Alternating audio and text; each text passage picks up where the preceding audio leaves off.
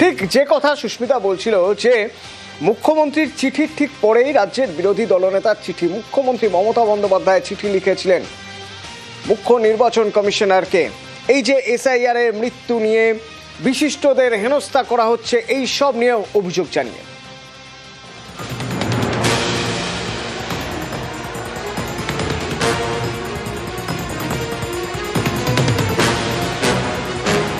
আমাদের next destination is election commission. চেষ্টা করতে হবে, লড়াই করতে হবে, আর যারা যারা ক্ষমতা আছে আমার সাথে যাবে, কলকাতা থেকে দিল্লি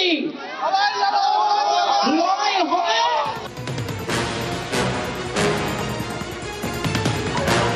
শুক্রবার এসআইআর নিয়ে সুর ছড়িয়েছিলেন হাজরা মোড়ের সভা থেকে।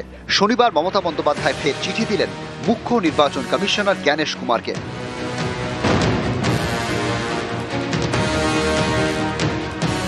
নোবেলজয়ী অর্থনীতিবিদ অমর্ত্য সেন থেকে শুরু করে কবি জয় গোস্বামী, অভিনেতা দেব, বাংলার বহু খ্যাতনামা ব্যক্তিকে এসআইআর এর শুনানিতে ডেকে পাঠিয়েছে নির্বাচন কমিশন।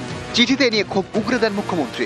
লেখেন, এটা অত্যন্ত লজ্জার বিষয় যে নোবেলজয়ী অর্থনীতিবিদ অমর্ত্য সেনের মতো আন্তর্জাতিক খ্যাতিসম্পন্ন ব্যক্তিত্বকে হিয়ারিংয়ে হাজির হতে বলা হয়েছে যোগ্যতা প্রমাণ করার জন্য। অমানবিক এই প্রক্রিয়ার শিকার জয় গোস্বামী, দীপক অধিকারী, মোহাম্মদ শামী এবং ভারত সেবাশ্রম সংঘের মহারাজও। এটা কি নির্বাচন কমিশনের স্পর্ধা নয়?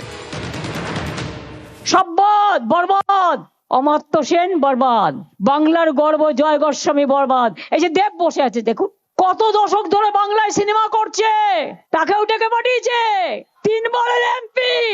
লজ্জা লজ্জা লজ্জা।